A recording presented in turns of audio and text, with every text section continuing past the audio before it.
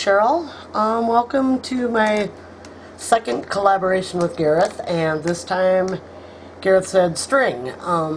He said don't just limit it to string, use whatever you got, whatever you want. He used twine, and I'm also using a twine for my project.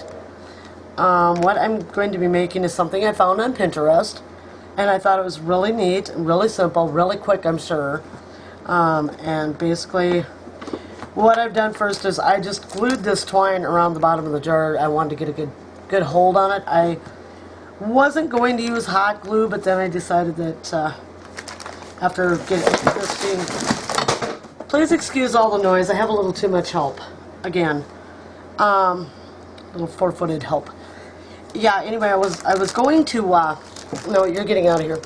I was going to use just the tacky glue on it because I figured I would only have to hold just the bottom round here, but I decided that it took forever for the tacky glue to dry, and since this twine kind of has a plasticky coating, it's all I had. I thought I had more twine, but obviously someone took the twine I had, so this was all I could find, so that's what I'm going to use.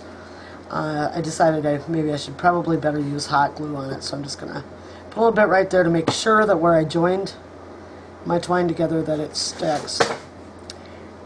And I'm probably going to fast forward the part where I wrap the jar with the twine, and I'm using just a regular mason jar type jar. The one I saw on Pinterest, I had used a fancy bottle, which was really cute, but I don't even have one of those. I don't even have one of those cheap bud vases, you know, that you get from the florist when someone sends you like a single flower. I used to have a bunch. I think I threw them all out years ago. So I'm going to go ahead and wrap this, and I'll probably fast forward this part because you all know how to wrap a jar in twine. I mean, as long as you get it, you know, right next to the wrap before, like so, you know, then you're good. It's just so that they meet up just, I don't know if you can see it, just like that. And I'm going to be doing that, and along the way I'm going to be putting a dab of hot glue here and there just to hold it tight because I don't want it to, you know, slip. So I'll just be dabbing a little hot glue. Get the glue to come out. Just a little hot glue along the edge. In a way, I really didn't want to speed this up because I just kind of wanted to chat with everybody. It's been so long since I've been on here that I just really feel like, I don't know, I feel like I've been away forever. I know it's been a couple of months, but it feels like forever to me. And maybe I will just go ahead, since this is wrapping really easy because it's just a, you know, a straight jar basically. Maybe I'll just, excuse me, I've still got whatever's going around work. When they share good. But I am getting over it. But yeah, maybe I'll just go ahead and wrap and talk. Yeah, so my youngest daughter, Sarah, called me last night, and she was all happy and excited. They're going to have another baby, and I was happy for her, of course. Zoe, who's only 3, is really excited about it. She wants to be a big sister, and so anyway, Sarah, my daughter, was trying to get Zoe to tell me about it because she goes, Mom, you got to hear it from her because it's so cute. And knowing Zoe, you know, I expected it to be something just precious. Well, after we got on, you know, and hi Grandma and how you doing and all that, then Sarah goes, Zoe, do you have some news for Grandma? And Zoe didn't say anything, and Sarah goes, well, tell Grandma what you learned in daycare today. So Zoe is like, I learned A is for apple, and I got an apple, and she's telling me all about these apples. Oh my gosh, now I got a knot in my twine. How did that happen? Anyway, so she's telling me all about these apples, and A is for apple, and so Sarah's trying to get her to tell me about the new baby, and she goes, well, do you have any other thing to tell Grandma? And Zoe's like, Halloween, and I mean, Zoe's only 3. And so she's sitting there, she's like, Halloween, and Sarah goes, okay, tell Grandma what you want to be for Halloween. And she tells me she's going to be Cinderella, and I told her that was really cool, you know, and stuff, and Sarah says, is there anything else you want to tell Grandma? And she mentioned the name of a character in her latest favorite movie. For the longest time, her favorite movie was Frozen. And so, anyway, she mentions this character, and we talked a little bit about the movie. And Sarah was telling me about it because I haven't seen it. I think it's some Disney movie maybe. And anyway, then Zoe all of a sudden she blurts out Anna from Frozen, and Sarah goes, "Oh, so you want to be Anna now for a little while?" And this is where it got really cute. Or no, before that, she finally got her to tell me I'm going to be a big sister. And I said, "Oh, are you?" "Yeah, Mommy's got a baby in her tummy." And it was just cute. So anyway, then she blurts out Anna, and Sarah says to her, she goes, "Oh, Zoe, so now you want to be Anna?" She goes, "Or do you just want to be Anna for a little while?" And Zoe goes, and Zoe had told me she wanted a brother, okay? And she goes, "No, I want to be a big sister to Anna." And Sarah goes, "Zoe, I don't think if it's a boy, we're going to name it Anna." And Zoe looks at her, she goes, "No, Mommy, I'll name him Elsa." And I just cracked up. I couldn't help it. I thought that was like the funniest thing in the world. She wasn't going to name him Anna. She was going to name him Elsa. And then Sarah informed her that she thought that Zoe probably wasn't going to get, wasn't going to get a say in the naming. I'm sure a brother would not like being called Elsa. But yeah, Zoe was going to name him Elsa. And so I thought that was, I couldn't help it. It was just so funny. "No, Mommy, I'm going to name him Elsa." And yeah, so, and that's Zoe. You expect something like that out of her. She's something else, I'll tell you.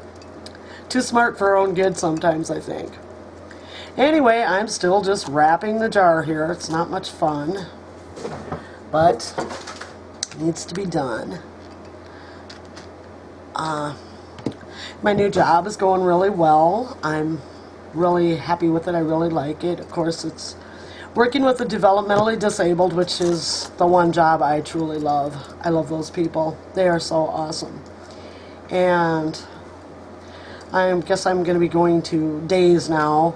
I guess in about a month or so it's going to go to 7 to 5. I'm working right now 6:30 to 4:30, and then they're going to move it up to 7 to 5. So I don't know. The 4:30 was okay because then it seemed like I had a lot of time, but 7 to 5 is, I don't know, it's going to take one more hour, about an hour and a half, because it takes me about a half an hour or a little over to get home from work every day.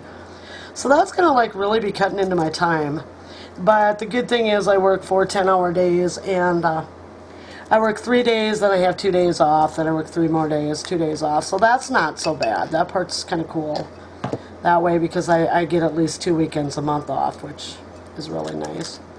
On a sad note, sad to me, my oldest daughter, Amanda, is moving to Omaha. She got a new job down there, and she's really excited, and I'm happy for her, but I don't see her a lot now, so this is, really, really gonna make it so I don't see her much at all. And she had talked to me about it when I was going to move to southern Iowa, and I would have been 45 minutes away from Omaha at that time. But yeah, so I'm happy for her with the new job, and she's all excited. And I mean, I'm happy for that part. Thank you, you stupid cat. I really want my glue gun on the floor. But I'm also sad as her mom because I won't be seeing as much of her. And I don't see her a lot now because she's so busy, but this is really going to make it hard, and it is hard. I'm happy for her. I love her. I want her to be happy in her life. But then I'm sad for me because I don't want her to go away. And I guess I knew, all parents know that this day could come. And yeah, it's kind of like when they grow up and move out and move away, you know what's coming, but you try to, tell yourself, yeah, well, it's part of life and part of the experience, and they're adults. Still, there's a part that's a mom that just, it's like, no, that's my baby, I don't want them leaving, so yeah, it's happy sad time for me. They rented a house. Today they signed the papers to lease the house and stuff, and it's pet friendly, so she'll be able to have her dogs and her cat. And I guess there's a big fenced in yard for the dogs, which will be nice, because they've got a pretty big yard now, but there's no fence. They're renting, and there's no fence for the dogs, so this will be nice, because then they can just kind of go out and run free in the fenced in yard. So that'll be nice. Let's see, I think what else has gone on in my life? Not a whole lot. I've just been mostly working. Panicking over this part of the collaboration, because when Gareth and I decided to do it way back, I was so excited. I'm like, oh, string, that'll be so cool. And then it came up for the string part of this collaboration. It's like, oh my gosh, I don't know what I'm going to do. So I scoured Pinterest and found this and thought it was pretty neat. I haven't decided. I think I'll turn mine into a candle holder once I get some candles. I don't have any of those either. Listen to me. I don't have this. I don't have that, you know. And I'm supposed to be a crafter, right? I don't even have the little LED lights that, you know, you can get. You know, come to think of it, I had some of them around too somewhere, but where, I don't know. And then when I was going to move, a lot of my stuff got put away, and I took some with me, and I'll tell you what, the trunk of my car still has some of my stuff in it. So, yeah. I haven't gotten much done, so. And I am trying, I want to find a house really bad. I want to buy, because I just can't see throwing money away on rent, because all the rent you're paying, you could be paying, you know, to own a house. And I know a lot of people don't want to own a house, or they're not ready to own a house, but I want to own a house. But I want one that's like a little ways out in the country. I mean, I don't want to live, you know, it doesn't matter if I'm out in the country, but even just a little ways out in the country to me is, you know, would be great. And I'm having a heck of a time. Everything is like way expensive, whether it's in town or out in the country around here. And, you know, I don't really want anything new. I don't want anything, you know, real elaborate or anything. 3 bedrooms would be great. 4 would be better, but 3 would be fine. And I would like, you know, a little space outside where I could, you know, take my flowers and grow a garden and do that kind of stuff. And, you know, if the house needs fixing up, I'm all about that. I'm good with that, because that way I can make it my own, you know, I can put my own touch on it and stuff. I don't want anything, you know, that needs a massive amount of work, but I wouldn't mind a house that's a little bit of a fixer-upper. I don't want anything totally trashed, but a little bit of a fixer-upper would be just fine with me. But I can't find anything. It's crazy. There's nothing. I mean, you see a lot of places out in the country, but, well, most of them aren't for sale, and the ones that appear to not have anyone living in them aren't for sale. I don't know what to do. I really don't. Because there's just nothing. And I don't want to live in town again. This town I live in has soured me so bad on living in town. Even if I'm only like a mile out in the country, you know, away from a town, that's fine. But I don't ever really want to live in a town again. Unless I were to live in a city that was so big that, you know, in a city you can be lost in a crowd, you know. And, I mean, that would be okay with me. But I will never live in a town again, and especially not a small town like this one, ever again. So that's my goal. And the only places you can find out in the country that are for sale, that are halfway reasonable, are mobile homes. I have nothing... Well, I have a lot against them, but that's simply because I live in one right now. And I'll tell you what, when they start falling apart, they start falling apart, and it's just a money pit, and I don't want to do that. I want an actual house.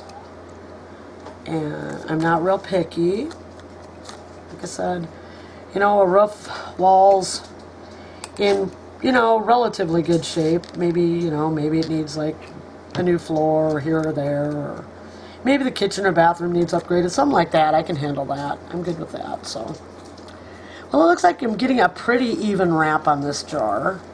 I think I'm just going to go up the neck to where the little lip is underneath. Notice some of this twine isn't real clean. It's some my husband had out in the shed. Good thing that this is just like really for, you know, just the tutorial thing, because if I were to make one, I would go get some like jute twine or something natural, not this plasticky stuff.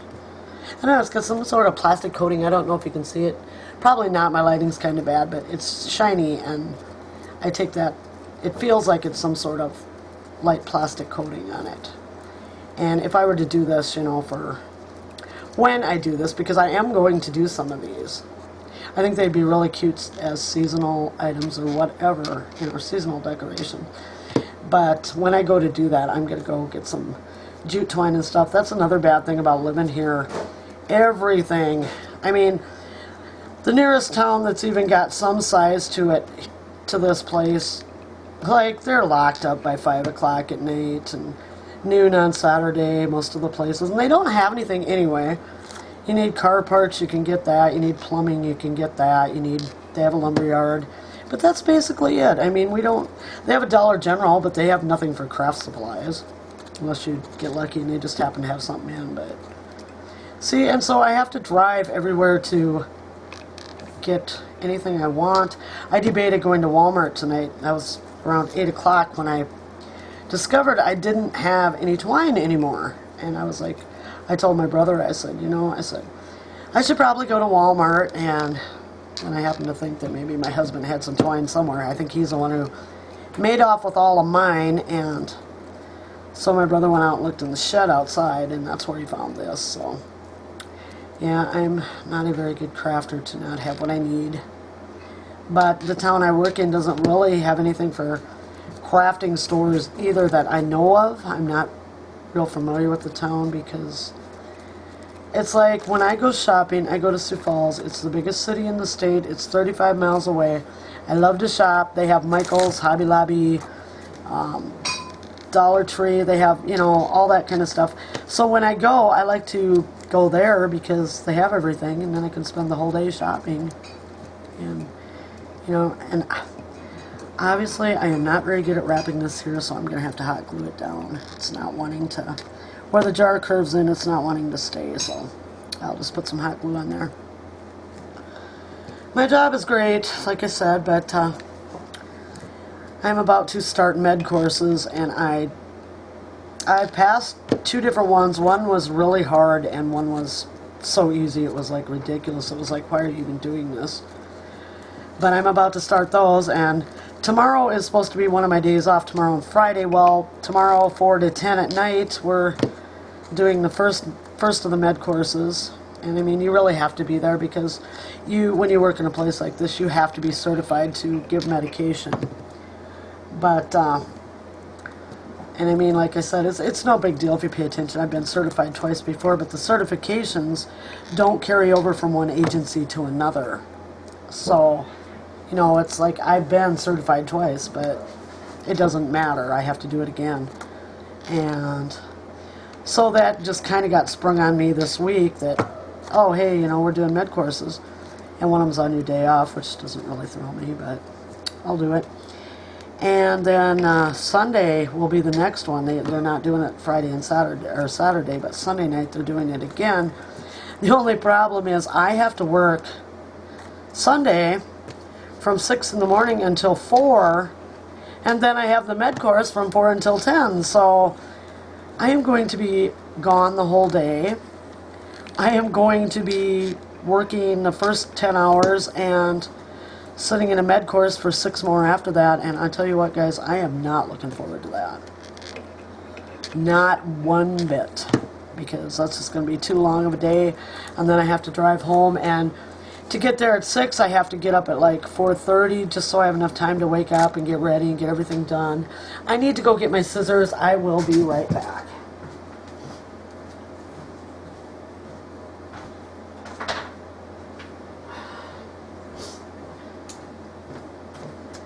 So that is going to be one extremely long day, and what I'm doing now is I'm at the end here, and I'm just going to cut this off and just put a little hot glue on here.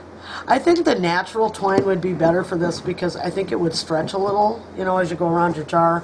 I've got a few little gaps, nothing real bad, but they're there, and like I said, I didn't notice. My lighting is really bad in here, and I didn't notice that this twine is a little bit dirty, but this is just for the sake of this, and when I do remake some for myself, I'm going to see if I can find some interesting bottles to use, because I think this would just be so cool. And some neat looking jars to make candles out of. And you could, you know, the cool part is you could do this seasonal or whatever you want to do with it. Okay, so I've got this going on, and this jute twine is probably a little over 1/8 of an inch thick.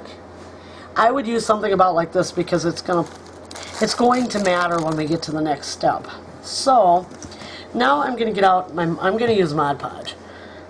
They said you could use glue. I'm going to try Mod Podge. I've never done this. So again, ew, yuck. Well, that was gross. Came out of my Mod Podge. So I'm gonna try Mod Podge on this, and I'm gonna just select a paintbrush. Okay, what I've got now is, and then this is really cool. The one I saw on Pinterest actually looked like the design was right in the twine. So what I've done is I've taken a napkin and I've torn out the part I want to use, which is this flower pot. What you do is you take a napkin, and like ones with seams on it are really cool. That's what they had on Pinterest. And like the person who had the tutorial written on there said, tear out your pieces. Don't cut them. You don't want the, you know, they said it just looks much better torn, so I tore around the edge of the flower pot, and it's kind of tattered. So it looks kind of cool right now. What I'm going to be doing is I'm going to be taking Mod Podge, and I'm going to be putting it on this jar over the twine. And I think I'll start right about here because my design is kind of big. And then you just lay this down on there. And my napkin, most napkins are 2 or 3 ply, and you want to separate it down just to the one. Okay, you want to take all the backing off. So what you do then is you lay your whatever you're going to be using over the spot you just Mod Podged, and you just push it down. Carefully push it down, because once you peeled away those back layers of your napkin, and it's going to take a little bit of Mod Podge to get this to stick down. Once you've peeled those away, your napkin is very, very, very fragile. So what you're going to want to do is just lay it down, glue it down. You can use Mod Podge, you can use glue, you can use whatever. And then what you want to do is you want to kind of carefully, very, very carefully, kind of push your napkin where you've got it glued down into the coils of your jar, into the twine. And I'm pretty sure this probably isn't going to show up, but it looks so cool when it's done, because you want to carefully brush your Mod Podge over it, but you also want to make sure that you're kind of getting it down into the coils of your twine or whatever you're using, string. You know, you can use whatever on this project. If yarn's all you have, I'm sure you could use that. And I'm just going to kind of brush kind of hard now. Not too hard, because I don't want to tear my napkin, but enough so that I can kind of push it down into the... Now I think if you had a napkin that had a more white back on it and you were using the white twine, or, you know, if you were using the more brown twine, I think that would look really cool if you had some background, because then it would look like your napkin is just right on, you know, made right into the... It would look like the napkin is part of the string you're using. Theirs on Pinterest kind of did, and I don't know what they were using. It looked like they were using just a little bit heavier of a twine so they could get the napkin pushed down into it more, into the grooves. But, so that's what I'm doing right now. I'm just going over the top of what I just glued, just trying to get it down into those grooves. And you know, I'm not seeing why you couldn't cut these. They said it would look better this way, but I'm thinking it would be just fine cut too. So I'm just pulling my napkin back and I'm putting on more Mod Podge, and it does take quite a bit, because it will go down into it will go down in between the jute, so you want to get it so it's up on top also. And I'm just gonna go over this with the brush, and as I'm going over it with the brush, and I'm pretty sure you can't see it there, it is pushing it down into the twine, and you can see on the front here where it's ribbed, but I don't know if you can see that. Get it up as close as I can. I think right in here you can kind of see it where it is pushing down into the ribs, and it really does give it a cool look. Much better in person, I'm sure, than what you're going to be getting on the video. So So one thing I don't like about videos, you can't always see the detail. And like some people will say, oh, like I'm using this bright red and it'll look pink, because video doesn't, for some reason video doesn't seem to show the true color either on certain colors. Whoops, now I just got that folded backwards, so carefully, carefully, carefully push it down in. And you know, a lot of it, you know, the look is going to depend too on what you use for a napkin, the colors that are in it, the design that's on it. Like I said, I can see it here where it's pushed down into the, you know, into the grooves, but I wish I could, you know, show it to you the way it really looks to me, because it really looks neat. It does give it the look that it's part of the twine when you can see those little grooves in there. So yeah, it's definitely something that's going to show up much better in person than on the video, and I am so sorry about that. I think too, if you get your napkin super wet with the Mod Podge, that, you know, it sinks down in much better, but you have to be careful too so you don't tear it, because you don't want to go to all this work and then tear your napkin. The one I saw, she had used a napkin with a little sea picture on it. So there was a little lighthouse and some shells and that kind of stuff on a sandy beach, and it was really cool looking. But again, you know, it all depends on your napkin. I liked this flower, and you know, in the pot, I like that, and I thought, well, that would make a neat looking one. So basically, this is it. I don't know if you can see the grooves. Yeah, see, you see where the napkin, I think you can see it really good up here in the flower.